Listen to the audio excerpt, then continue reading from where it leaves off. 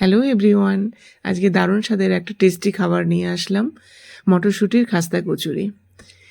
এটা অপূর্ব খেতে লাগে আর কি। তা চলো দেখো কিভাবে আমি এটা বানাই। এখানে আমি 400 গ্রাম মতো মটরশুঁটি নিয়েছি, ছাড়িয়ে নিয়েছি। মটরশুঁটিটা আমি হালকা একটু ভাপিয়ে নিয়েছি, জাস্ট হালকা একটু। তারপরে দেখো এখানে আমি কড়াই বসিয়ে দিয়েছি, কড়াইতে রিফাইন অয়েল দিয়ে দিলাম 2 চামচ। তারপরে এখানে শুকনো লঙ্কা দিয়ে দিলাম 3টে মতো, আর 1 টিস্পুন জিরে, আর কটা রসুন কোয়া, আর একটু হিং, আর একটু আদা কুচি। এগুলো দিয়ে বেশ হালকা একটু নাড়াচাড়া করে মটরশুঁটিগুলো সব দিয়ে দেবো। দিয়ে এটা বেশিক্ষণ না, এটা 2-3 মিনিট একটু নাড়াচাড়া করে নিতে হবে। তারপরে এখানে পরিমাণ মতো লবণ দিয়ে দিলাম। দিয়ে দেখো ব্যাস হয়ে গেছে এটা এবার আমি নামিয়ে নেব। তারপরে দেখো এখানে আটা দিতে হবে, 1 বাটি আটা নিয়ে নিলাম, আর 1 বাটি ময়দা নিয়ে নিলাম। তোমরা চাইলে আটা দিয়েও করতে পারো, চাইলে ময়দা দিয়েও করতে পারো, যেটা তোমাদের চয়েস। তারপরে দেখো 1 চামচ আমি ঘি দিয়ে দিলাম, আর স্বাদ মতো লবণ দিয়ে দিলাম। এবার আমি এটা ময়াম দিয়ে নেব বেশ ভালো করে হাত দিয়ে, যতক্ষণ না দেখো একটা বেশ সুন্দর, দেখো এবার অল্প অল্প করে আমি এটা মেখে নেব, একটা ডো তৈরি করব। এটা একটু শক্ত শক্ত করে আর কি মাখতে হবে, আর আটাটা দেখো শক্ত শক্ত করে মেখে নিয়েছি। এটা আমি 15 মিনিট মতো রেখে দেব ঢাকা দিয়ে। এটা খাস্তা কচুরি হবে, বেশ একটু সময় দেবে, 15-20 মিনিট 25 মিনিট সময় থাকলে তোমরা রাখতে পারো, কোনো অসুবিধা নেই। তারপরে মটরশুঁটিটা মিক্সার গ্রাইন্ডে আমি পেস্ট করে নিলাম।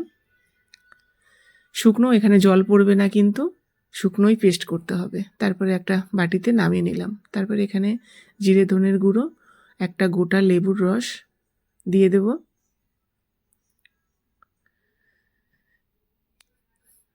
গোটা একটা লেবু দিয়ে দিলাম, দিয়ে বেশ এটাকেও চামচের সাহায্যে ভালো করে মিশিয়ে নিলাম সবটা। তারপরে দেখো এটা চাটনি দিয়ে খেতে হবে, তার জন্য এটা আমি এখানে ককোয়া রসুন, কটা কাঁচা লঙ্কা, আর ধনেপাতা, চাইলে তোমরা এখানে পুদিনা পাতাও দিতে পারো। আর এখানে আমি 2 চামচ টক দই দিয়ে দিলাম, একটা টমেটোও দিয়ে দিলাম, আর স্বাদ মতো লবণ দিয়ে দিলাম। দিয়ে মিক্সচারে বেশ ভালো করে পেস্ট করে নিলাম, একটা স্মুথ একটা। আমার চাটনি রেডি হয়ে গেছে। তারপরে দেখো এখানে সর্ষের তেলই দিতে হবে, রিফাইন তেল না। আর জিরে ধনের গুঁড়ো দিয়ে দিলাম সামান্য একটু, আর হাফ লেবুর রস দিয়ে দিলাম। বেশ ভালো করে এটা মিশিয়ে নিয়ে চাটনিটা রেডি হয়ে গেছে। আর এখানে একটু চাট মশলা আর সামান্য আর একটু লবণ দিয়ে দিলাম, আমার একটু লবণ দরকার ছিল, ওখানে দিয়ে দিলাম। বেশ এবার দেখো ওটাও রেডি হয়ে গেছে পুরটা। এবার আটাটা আর একটু মেখে, তারপরে দেখো যেভাবে পুরি করে, যে পুরির যে আটাটা নেয় তার থেকে সামান্য আর একটু বেশি নিতে হবে। তোমরা বুঝে যাবে কতটা নেবে, বেশ ছোটো ছোটোই হবে জিনিসটা। তারপরে শুকনো আটা নিয়ে, তারপরে আটাটা লেচির সাথে মাখিয়ে নিয়ে, তারপরে দেখো এইভাবে করে গোল গোল করে কিভাবে করছি আমি, এভাবে পুরটা ভরে দিতে হবে।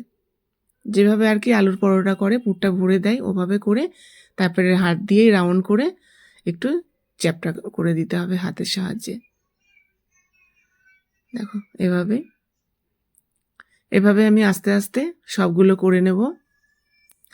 যদি তোমাদের আটা একটু বেশি মনে হয় তাহলে ওটা একটু উপর দিয়ে রাউন্ড করার সময় বাদ দিয়ে দিতে দেবে। দেখো এইভাবে সবগুলো আমি বানিয়ে নিলাম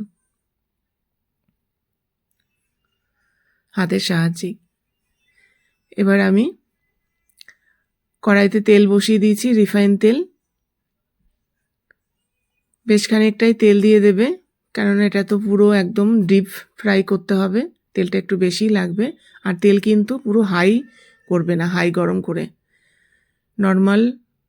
নর্মালেই রাখবে, কারণ হাই করলে পরে এটা পুড়ে যাবে, ওপরটা হয়ে যাবে, ভেতরটা কাঁচা থাকবে, ওটা একদম খাস্তা হবে না।